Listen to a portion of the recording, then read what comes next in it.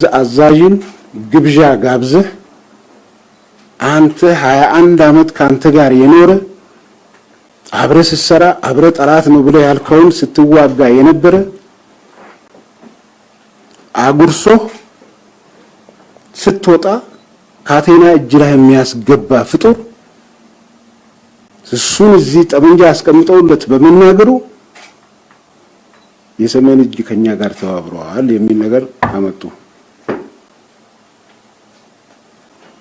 ዋና ቁም ነገርም ሰሜን እዝ ተባብረዋል አልተባበረም ነው አንዱ የኛም ተልቆ።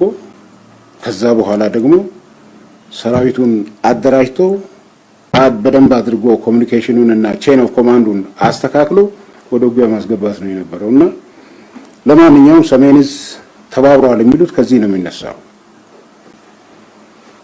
በዚህ ውጊያ ነው ማናቸው የተሳተፉት?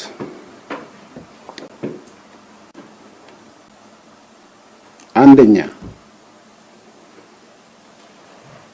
ልዩ ኃይል ብለው በተለያየ ምክንያት በተለያየ ጊዜ ያሰባሰባቸው ስብስቦች ናቸው። ሁሉም ያግበሰበሱ ግብስብስ ማለት ነው። ሁለተኛው በኢትዮ ኤርትራ ጦርነት ሚሊሻ ተብለው ከሰራዊት ጋር 21 አመት ምሽግ ውስጥ የነበሩትን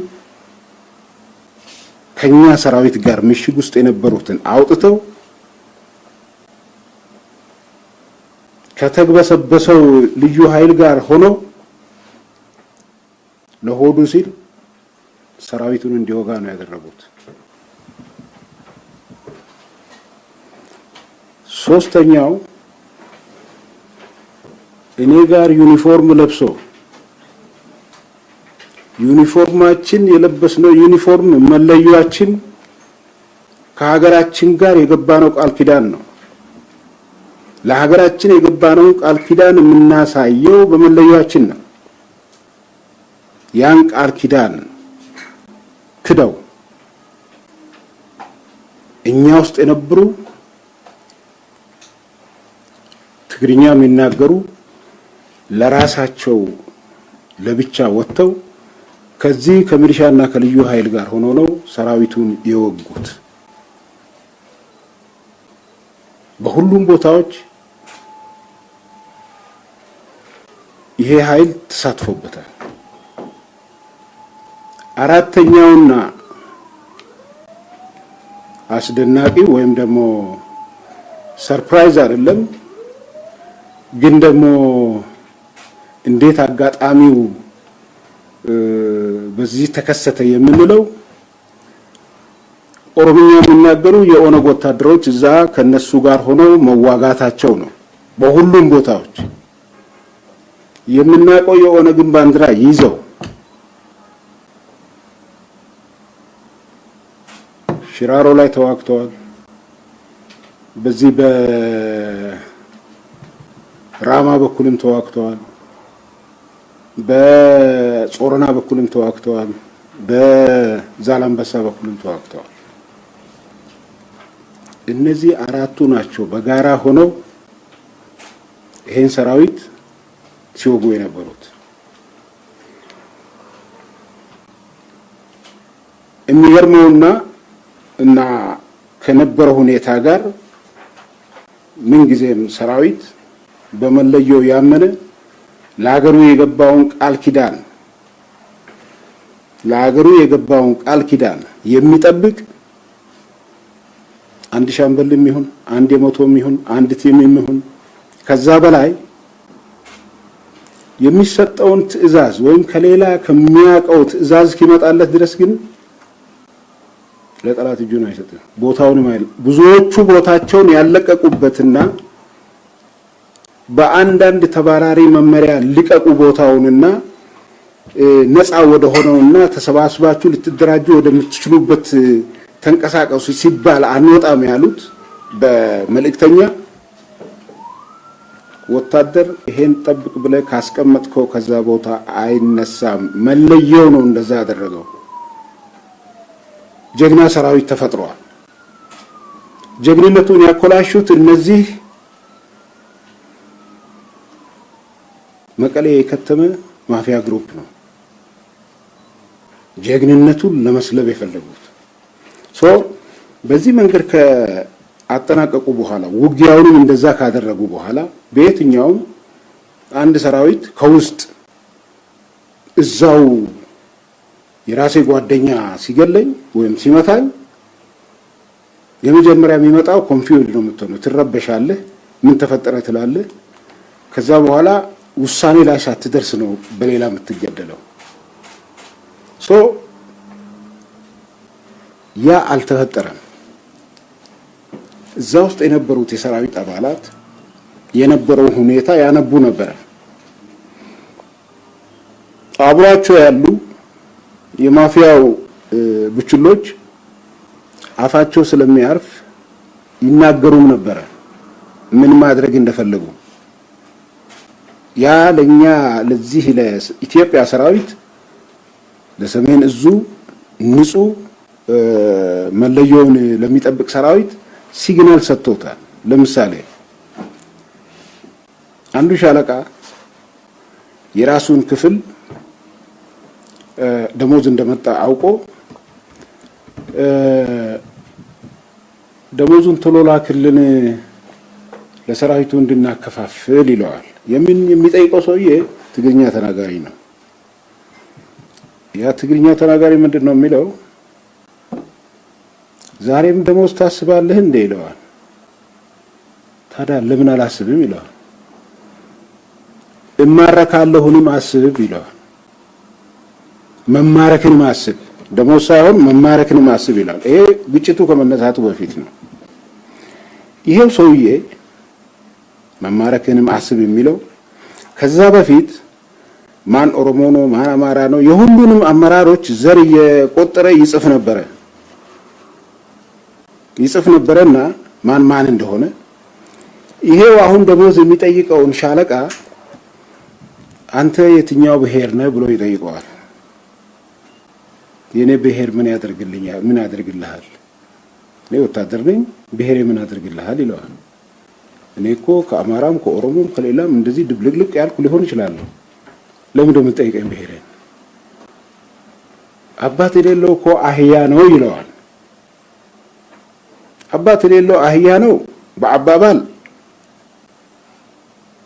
በቅሎ ናት አባቷን ማትናገረው አባቷ አህያ ስለሆነ ምናልባት ያ ሊሆን ይችላል ግን ይሄን አለው አባቴ የሌለው እኮ አህያ ነው አለው ምን ለማለት ነው እዚህ በኮማንድ ውስጥ አፍኖ ለመውሰድ ማን ኦሮሞ ነው ማን አማራ ነው ማን ምንድነው የሚለው ነገር ለይቷል ማን ጠንካራ ነው ማን ለስላሳ ነው ለይቷል ማንን ይዛል የሚባለው ነገር ተለይቷል እንደዚህ አይነት ሳቦታጅ ለሷ አትገልጽ አጠቃላይ ነገር ግን ሲግናል ሰጥቷቸዋል ይሄ ስለሆነ ግጭቱ በሚመጣበት ጊዜና የተለያዩ ነገሮች በሚደረጉበት ጊዜ ለሰራዊቱ ጽናትን ነው የሰጠው በግጭቱ ምክንያት በግዴታ ምክንያት እጅ ወደ መስጠት አልሄዱምና ወደ ውጊያ ነው የገቡት ሁሉም ቦታዎች ወታደር ይዋጋል ይገላል ይሰዋል ይሄ የወታደር ፕሮፌሽኑ ስራዎቹ ከሲቪል የሚለይበት አንዱና መሰረታዊ ነገር ወታደር ውጊያ ከጀመረ ቆይ በኋላ ዋጋለሁ ብሎ ረፍታ አድርገው ሲሞት ብቻ ነው የሚያርፈው አለዛ ውጊያው መጨረስ አለበት ማንኛውም የሲቪል ሰው አንድ ስራ ሲጀምር ከደከመው ያርፋል ነገ ሰራለሁ ይላል የወታደርና የሲቪል ልዩነት ይሄ ነው እኔ እስከሞት እሰራለሁ ማንኛውም ሲቪል እስኪደክም ይሰራል የፕሮፌሽናል ልዩነት ይሄ ነው ስለዚህ በዚህ የተቃኘ ስለሆነ ወታደር ውጊያ በሚደረግበት ጊዜ መስዋዕትነት እንዳለ ያውቃሉ ሁሉም ነገር ያውቃሉ በምድር ላይ እኛ ሀገራችንም ይሁን ተደርጓል አልተደረገም አላቅም ግን መጥፎ የተደረጉ ነገሮችን ላንሳላችሁና ላጠቃለሁ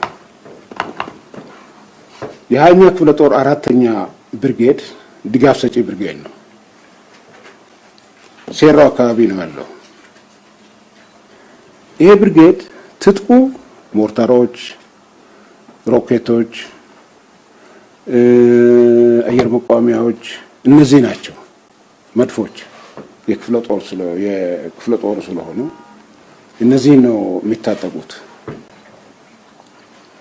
ካላሽን እንዲሁ አንዳንድ ጊዜ ለዋርዲያ ካልሆነ በስተቀር እያንዳንዱ ወታደር ካላሽን አይታጠቅም ግፋቢል ቢታጠቅ ሽጉጥ ነው ከበቧቸው ተታኮሱ ኦልሞስት ጥቂት ሰው ነው የወጣው የኛ እስከመጨረሻው ተዋጉ እስከመጨረሻውም ተጨፈጨፉ ባዶ እጃቸውን ጠመንጃ የቀማው ገሎ የሞተ ተጨፈጨፉ ከጠላት ኃይልም ብዙ ሰው ሞቷል እዚህ የሆነው ነገር ምንድነው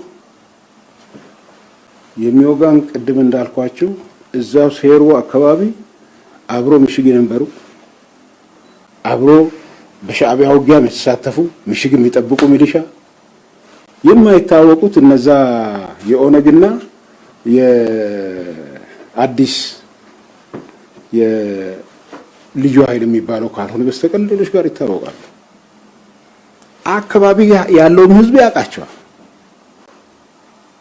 እነዛ የተሰዉትን የመከላከያ አባላት ሬሳቸውን ልብሳቸውን አውልቀው ራቁታቸውን ፀሐይ ላይ አሰጡ እስከዛሬ ድረስ ሬሳቸው አልተቀበረም ሬሳቸው እዛው ፈንድቶ የአራዊትና ምንድነው የአሞራና የጂፕ ስሳይ ነው የሆነው ይሄ አይደለም በእንደዚህ አይነት 21 አመት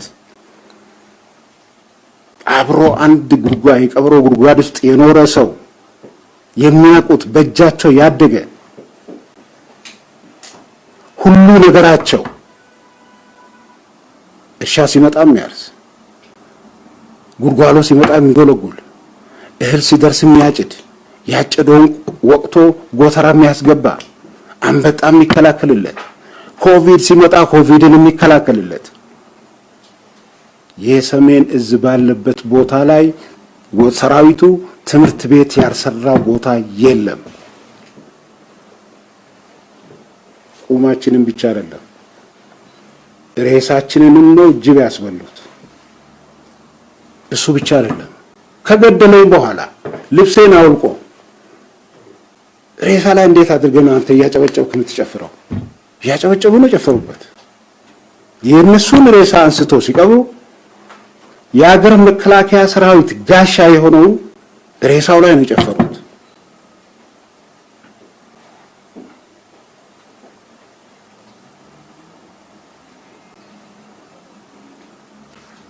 ሬሳ አትቅበር ልብስ ማውለቅ ምን ነው ገለው አያውቁም ማለት ነው እነዚህ ሰዎች ተዋክተው ሰው ገለው አያውቁም ተዋክተው ሰው የገደለ ጀግና ነውና የተዋጋውን በጀግንነት ይቀብራል የሰሜን እዝ 21 አመት ትግራይ በኖረበት የሰጡት ክብርና ምላሽ ይሄ ነው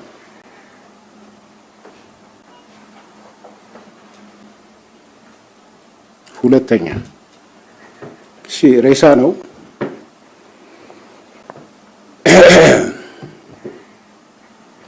ሬሳው ራቁቱንም ሆነ ምንም ሆነ ያ ራቁት ላስቀረና ሬሳ መቅበር ያልቻለው ወራዳ እሱ ይፈርበት እንጂ የተሰዋ በጀግንነት ነው የተሰዋው እኛ እንኮራበታለን የትም ቦታ ከተሰዋ በኋላ ከፈለጉ ዘልዝለው ይስቀሉ ለወታደር ይሄ ነው ወራዳው ግን ጀግናውን ያልቀበረው ነው ጀግና አይደለም እና ያን ነገር ነው ያፈኗቸውን አፍኖ ያዟቸውን ዩኒፎርማቸውን አውልቀው ራቁታቸውን ወደ ሻዕቢያ ሄዱ ያሉት ራቁታቸው በአይኔ በብረቷ ነው ያዩዋቸው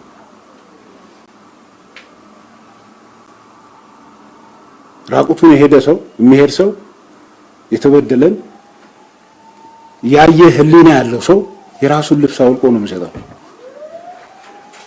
ህሊና ያለው ሰው ግን አለበሰው። እኛ ጠላታችን ነው ብለን የወጋ ነው የኤርትራ ሰራዊት ራቆት የሚሄዱትን ልብሳቸውን አውልቆ አለበሷቸው። እኛ ወዳጃችን ነው ብለን የተዋጋንለት ህይወታችንን የሰጠንበት ያ ወጣት 21 አመት ሙሉ እዛ የተቀመጠው ራቁቱን የቀረው ወገኔ ያለው ልብሱን አውልቆ ራቁቱን ነው ያባረረው።